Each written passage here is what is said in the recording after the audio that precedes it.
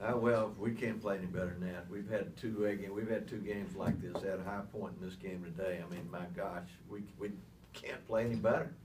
We cannot play any better. Defensively, it was great. It was, held them less than 60 points. You know, the field goal percentage was above the norm, 3-point above the norm, free throw above the norm. We rebounded. Our assist turnover ratio 17-5. It's just, I enjoyed watching it. They made my job easy today, and everybody was on all cylinders. So, sometimes you can't explain it. It was one of those games where everything we did was right, and that pretty much is all I got to say. I mean, it speaks for itself. All right, we'll open up for questions for Coach. Coach, did you feel coming in this morning when you talked to your team to get prepared for this that you guys might have a game like this? Was there a sense around the team that maybe you guys were coming off that loss and feeling a little uppity?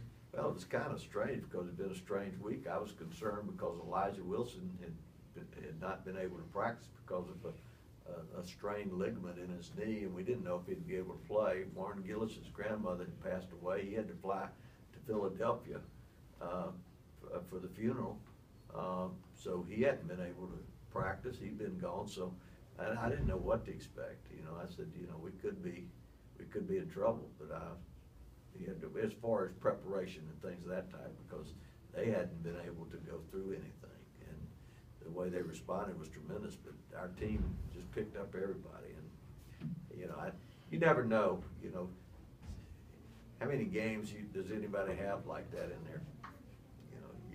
If you played like that, all the time, you'd be world beaters. But unfortunately, the game's not. You just don't have those games every day. I mean, where everything goes right. I mean, it was, can't play any better. I can't say it any more than that. I just can't play any better. Any frustration with him calling timeouts when the game's 30-some points? No. The problem I got, here's where I have, when that happened in the press, I really felt, what do you do? I mean, Colton's dunk and Trapp's 3-point shot, they in a press and move. Trying to break press, they didn't want to turn it open, and he was wide open, and you couldn't stop him, and, had the timeout not been called, you could tell you, hey, if it's backed off, hold the ball, don't do it. But, if they're trying to get the ball, those kids are not going to let them get the ball. And he saw an opening, and I couldn't run out in front of him and say, stop. I couldn't. I really would like to have stopped it, but the circumstances created that.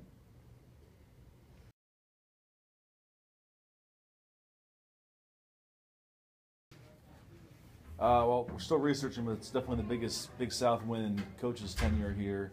What got into you guys tonight? We coming off a tough loss at Charleston Southern, so we knew we needed a win just to stay in the race. We needed this win today, so we all came out focused and we was prepared for the challenge. And everybody played well, everybody contributed.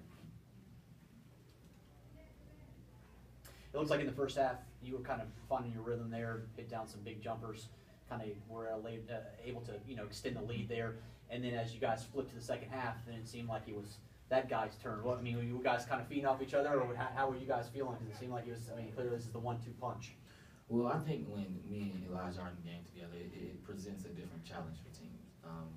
You really can't help too much, and if you do help, you got shooters who can knock shots down, and you got players who are good one-on-one players. So it really changes the element of the game. And I was hot the first half, and he got hot the second half. So it was good for our team. How important was it for you individually coming off the last two games, not scoring a whole lot? It was very important for me. I just came in here focused because I really couldn't find a rhythm in the last two games, and I knew I needed a good first half, and that's what I had today. And when I usually have a good first half, it's usually a good game. Elijah, what were you feeling there in the second half to get things going? Finish with 16 points, and clearly you're feeling it as well. Oh yeah, like I said, it's we're always going to find a man that has a hot hand. We're not selfish team. So if Josh has it and whoever has it in the first half or second half, we're going to continue to find them, give them the ball or whatever. So we do a good job of that, and I get the credit. the rest of the teammates for finding me and finding Josh in the first half. What were you guys feeling today that was maybe a little bit different when you played this team back in January up in Lynchburg? Because clearly today was a different story than that first game. Was there something you saw differently going into this game, or maybe something you guys felt during this game? I think we used the fire that off the Charleston Southern game, that little loss. We used that to kind of spark us and get us more game ready today, and just took it out of them. You've won 3 out of 4 now. Do you feel like you're kind of starting to get into a rhythm a little bit? Yeah, I think so. I think we're starting to find a rhythm, and it's at the right time of the season. At this point is when everything got to be clicking, because we got the tournament coming up in 2 weeks. So if we could, it would be nice if we could win out, go into the tournament feeling very confident. That would really boost our confidence and help us. Obviously, Liberty's struggling this year, but to have a game like this where everything's clicking, everyone gets involved, what can that do for you guys going forward? Games like this to help us gel more as a team. We just games like that, it shows us all what we can do when we all play together. So as long as we can continue to do this throughout the season, I think we'll be very successful in the end. You know, Coach made a good point to Ryan and I after the game the other night, saying basically we're in a tournament mode already. That the way this conference is going down, this is a tournament each and every night. It's going to be the same way when you actually get to the tournament. Is that kind of the feeling around the program right now, that you guys are basically in a tournament as it is right now?